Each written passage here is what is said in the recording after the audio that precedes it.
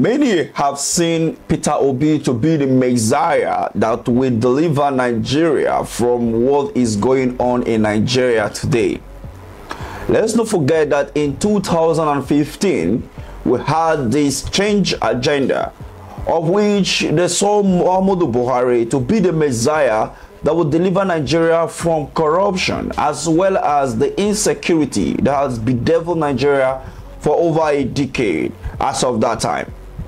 And with this notion that Buhari was a former military general and having the vice to be a pastor, it would be a very sweet match in order to defeat the invisible hand that will not let Nigeria to sleep at night.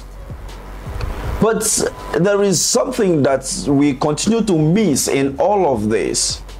And this will now lead me to tell you a story of how there was this certain Messiah in the past, of how the Messiah in the past cannot be replicated now in this 21st century in human form.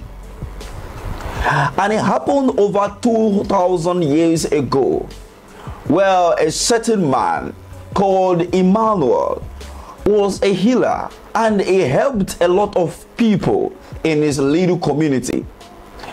At every given time, he came up to deliver the people from one oppression to another. But unfortunately, the people that were in the hands of affairs of that time find it very difficult to comprehend while the people always chant his name instead of the name of the king as of that time. And this was the reason why they set him up, just like the story of Jesus Christ in the Bible. We also saw that in the Babylonian, in the story in the Bible, talking about Daniel, and how Daniel was set up before the king and was thrown into the lion's den. But this young man continued to persist in order to deliver his people, and this never sit well with the king. And unfortunately for him, he was picked up at a particular point in time and was presented before the people, just like the story of Jesus in the Bible. And the people demanded for the criminals that were paraded alongside him for persecution. And the people said, no, release to us Mustafa and Tunde. And this happened, that Mustafa and Tunde was released to the people. And then Emmanuel was crucified. So this will now be seen as one of the things that happened within the return of democracy in Nigeria. That some people are now trying to term that the obedient movement and what happened, the change movement in 2015, can also be related to the story in the Bible of Daniel and that of Jesus Christ. But this is not to compare the person of Jesus and that of Daniel. It is even easier to compare the scenario of Daniel to that of Muhammadu Buhari and the obedient movement in 2023 to that of Jesus Christ. So, not to bring religion into this whole story, let's look at this step by step. If you look at what I just told you just a few moments ago, this Emmanuel was somebody who did everything for his people. But at the end of the day, he was rejected by the same people. And then when you look at this closely again, it happens that in 2015, the change agenda was sold to Nigerians. They bought it with the hope that Muhammadu Buhari and a pastor, meaning a physical general and a spiritual general, can turn the fortune of Nigeria around. But all of these were dashed into a monumental corruption with high level of insecurity, banditry here and there. And then 8 years down the line, we have somebody whom has said that he is not a saint and he is not a criminal. Upon flipping the books to understand the records that he has been able to achieve within the last 20 years of him participating in the process of democracy and politicking in Nigeria, no sin can be found against him that he has in one way or the other embezzled the fund of the state where he governed, or that he has done some mischievous businesses for the state at some point.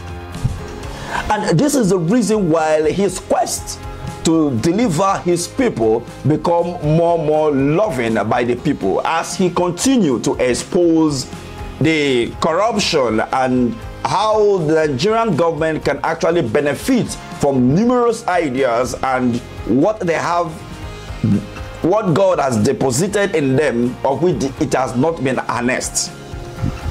And this will now take me to the part again of a village called Orel.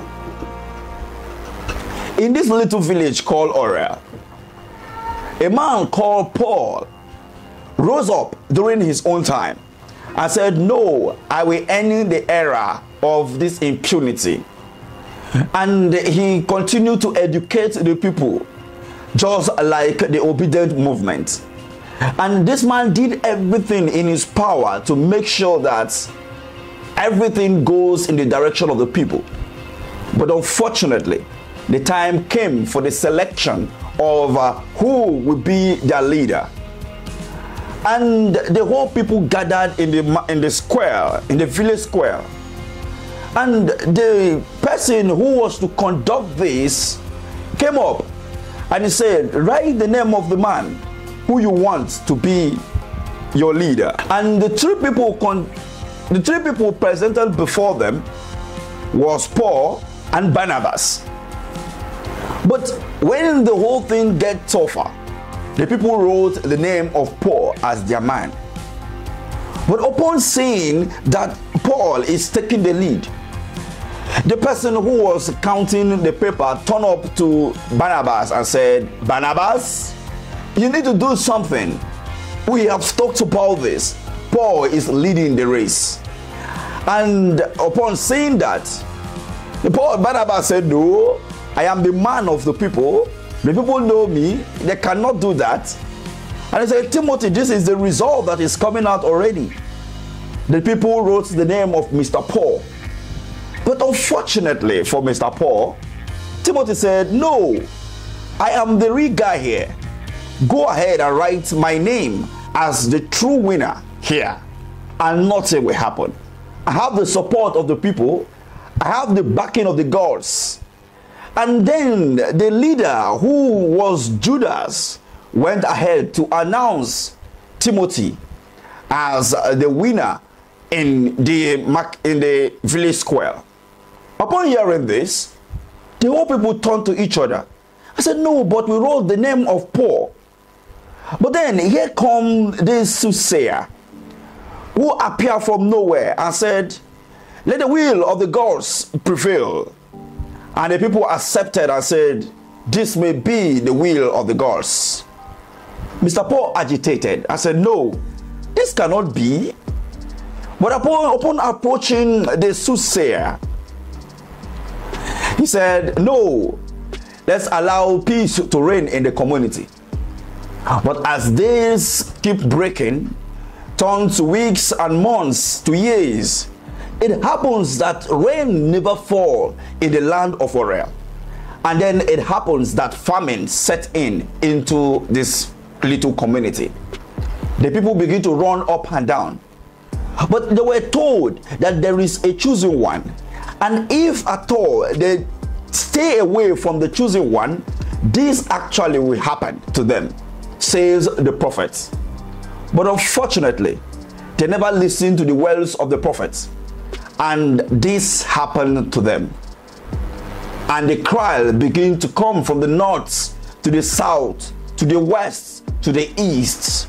Who will be the Moses? Who will be the Elijah? Who will be the Savior? Who will be the Messiah? And this again, when you compare and contrast to the issues that happened between 2015 to 2023, you will understand that Nigeria as a nation had the opportunity of choosing one of her best to lead and to pilot the affair of the country. But it happens that in all of the agitation from the youths, from the youths, in order to elect that which they prefer, we saw a lot of manipulation. We saw the INEC saying the IRF was attacked and all of that, and they had to shut down the IRF. This is almost similar to what happened in the land of Orel. Now Nigerians are weeping and crying, and they now turn back to say, we believe in one man, and this man is the Messiah that will deliver us from this whole issue. And this is where the comparison of Mr. Peter Obi and that of Daniel in the Bible, as well, some people went so far to even said, are we comparing him to Jesus in the Bible? But like I said earlier, let us not bring religion into this. But the truth of the matter is this: Peter Obi is not the Messiah that would save Nigeria. Nigerians are the messiahs that will save themselves from this monumental corruption and the high level of insecurity that has bedeviled the nation over the years. What do you think about this? Do you believe that within the next 3 years, if things fail to change under the leadership and the pilots of Bola Ahmed Tinubu, the Nigerians will be wise enough to say, no, we won't take this anymore? Just like the president once said during the campaign, that no matter what happened, I must provide to you electricity. And that you will not do estimated billing. But 9 months into office, we saw this. We all have seen already how the electric tariff has been increased. Was that being done because they want to provide enough electricity? More explanation to that is what Nigerians are waiting for. But what do you make of all this?